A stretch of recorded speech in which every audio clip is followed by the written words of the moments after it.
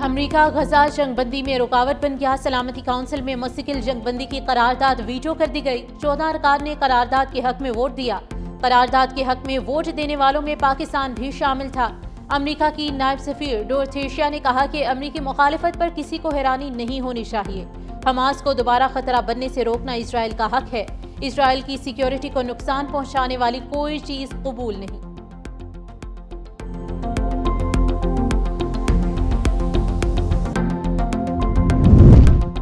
اقوام متحدہ میں پاکستان کے مستقل مندوب عاصم افتخار نے غزہ جنگ بندی کی قرارداد ویٹو ہونے کو افسوسناک قرار دے دیا۔ کہا قرارداد مسترد ہونے سے خطرناک پیغام جائے گا۔ قرارداد مسترد ہونا عالمی انسانی قوانین کی خلاف ورزی ہے۔ سلامتی کونسل کی جانب سے جنگ بندی قرارداد کی ناکامی تاریخ میں یاد رکھی جائے گی۔ پاکستان فلسطینی عوام کی بھرپور حمایت جاری رکھے گا۔ غزہ میں مستقل جنگ بندی آزاد فلسطینی ریاست کے قیام کا مطالبہ کرتے ہیں۔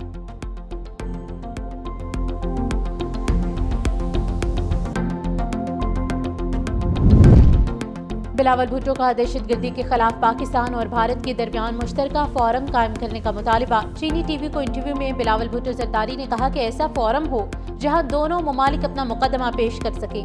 پاک بھارت جنگ بندی نازک جنگ بندی ہے۔ دیر پا جنگ بندی کے لیے مسئلہ کشمیر کا حل اور آبی معاہدے کی پاسداری ضروری ہے۔ پہلگام واقعے کے بعد بھارت نے پاکستانی علاقے میں یک طرفہ غیر قانونی حملے کیے۔ پاک بھارت جنگ بندی کے لیے عالمی برادری کا کردار قابل تعریف ہے۔ پائیدار امن صرف سفارتکاری اور مذاکرات سے ہی ممکن ہے۔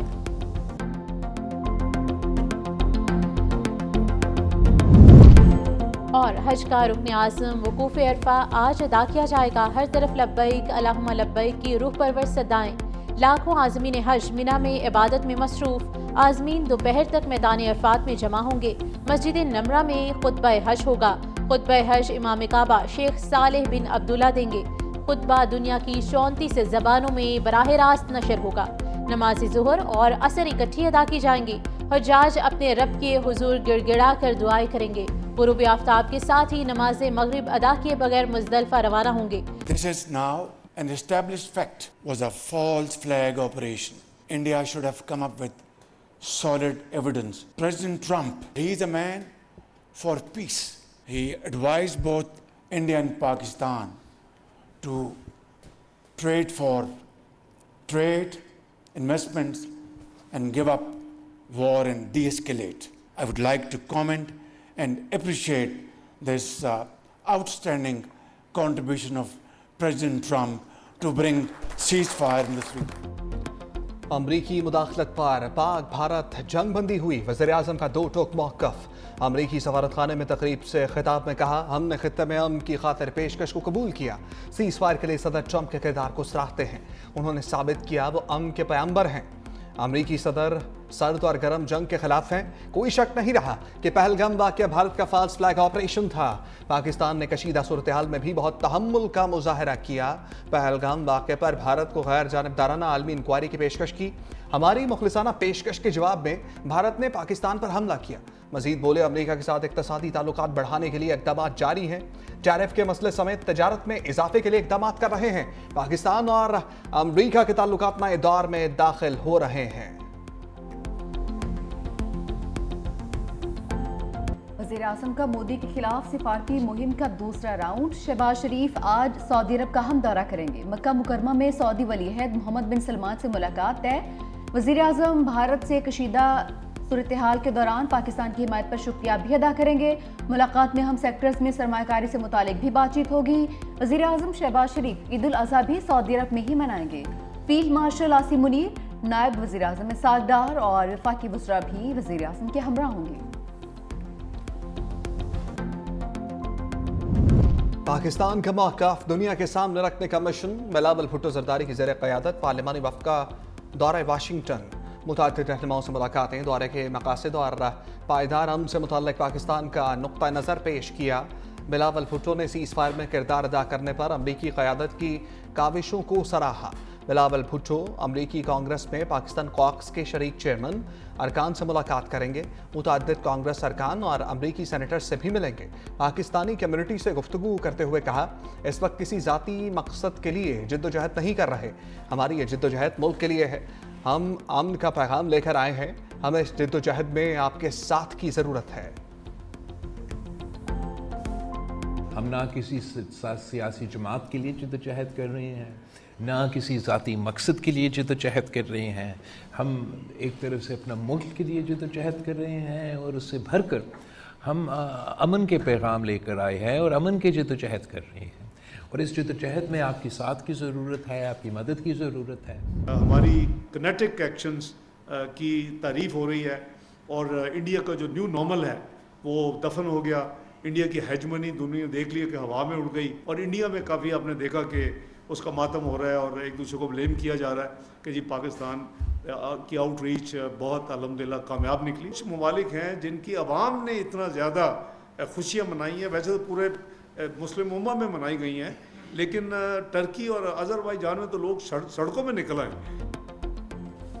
بھارتی سفارتی مشن بھی رافیل کی طرح فیل، اسحاق ڈار نے پوسٹ مارٹم کر دیا۔ پریس کانفرنس میں کہا کہ پاکستانی سفارتی مشنز کامیاب، بھارتی مشنز ناکامی سے دوچار ہیں۔ ہماری سفارتی کامیابی پر دہلی میں ماتم ہو رہا ہے، اب ایک دوسرے پر الزام تراشی کی جا رہی ہے۔ ایرانی وزیر خارجہ سازشی کے لیے بھارت گئے، نئی دہلی میں عباس عراقچی سے نامناسب رویہ اختیار کیا گیا۔ پاکستان نے 3 نہیں 4 رافیل طیارے مار گرائے ہیں۔ خطے میں بالادستی کے بھارتی دعوے ہوا میں اڑ گئے۔ مزید کہا کہ بیجنگ میں سے افریقی مذاکرات ہوئے ہیں، پاک افغان ازبکستان ریل منصوبے پر بھی بات ہوئی۔ چین یہ منصوبہ سی پیک میں شامل کرنے پر آمادہ ہو گیا ہے۔ وزیر اعظم کی زیر صدارت قومی اقتصادی کونسل کے بڑے فیصلے، آئندہ مالی سال کے معاشی اہداف اور ترقیاتی پلان کی منظوری۔ 1000 ارب روپے کا وفاقی ترقیاتی بجٹ مختص، آئندہ مالی سال کے لیے 4.2% معاشی شرح نمو کی منظوری۔ ذرائع پلاننگ کمیشن کے مطابق بلوچستان میں N25 کے لیے بجٹ میں کٹوتی، 120 ارب کے بجائے 100 ارب روپے کا پیکج منظور۔ کونسل کی برآمدات کا ہدف $35 ارب مقرر کرنے کی منظوری۔ اجلاس میں وفاق کے نمائندوں اور 4 وزرائے اعلیٰ کی شرکت۔ وزیر اعظم اور وزیر اعلیٰ خیبر پختونخوا الیمین گنڈا پور کی اجلاس کے دوران ملاقات، سیاسی صورتحال پر تبادلہ خیال۔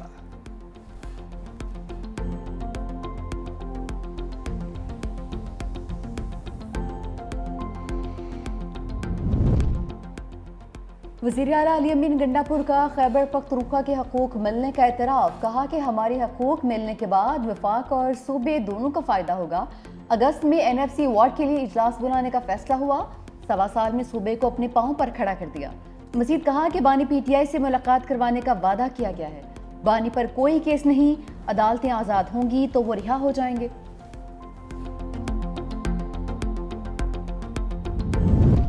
وزیر اعظم شہباز شریف سے MQM پاکستان کے کنوینر خالد مقبول صدیقی کی زیر قیادت متحدہ وفد کی ملاقات، وفاقی بجٹ پر مشاورت، تجاویز وزیر اعظم کو پیش کر دی۔ وزیر اعظم شہباز شریف K4 پروجیکٹ اور حیدرآباد پیکج کے حوالے سے کام کی رفتار تیز کرنے کی یقین دہانی کرا دی۔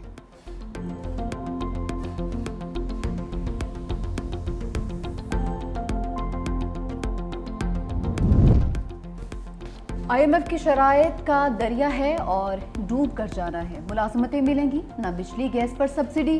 وفاقی اور صوبائی بجٹ میں طے شدہ شرائط پر عمل درآمد کا مطالبہ، صوبائی حکومتیں بجلی گیس پر سبسڈی نہیں دیں گی، صوبائی حکومتوں کو نئی ملازمتوں پر پابندی عائد کرنا ہوگی، صوبائی حکومتوں کے اخراجات کم کرنے کے لیے اقدامات کرنا ہوں گے، نئے کاروبار کے لیے آسانی اور رکاوٹوں کو دور کرنا ہوگا، پارلیمانی سیاسی جماعتوں کو اعتماد میں لے کر بجٹ صوبائی اسمبلی سے منظور کروانا ہوگا، صوبے وفاقی حکومت کی معاشی اہداف کی مخالفت نہیں کریں گے، صوبائی حکومتوں کو اکاؤنٹس کو مکمل طور پر ڈیجیٹلائز کرنا ہوگا۔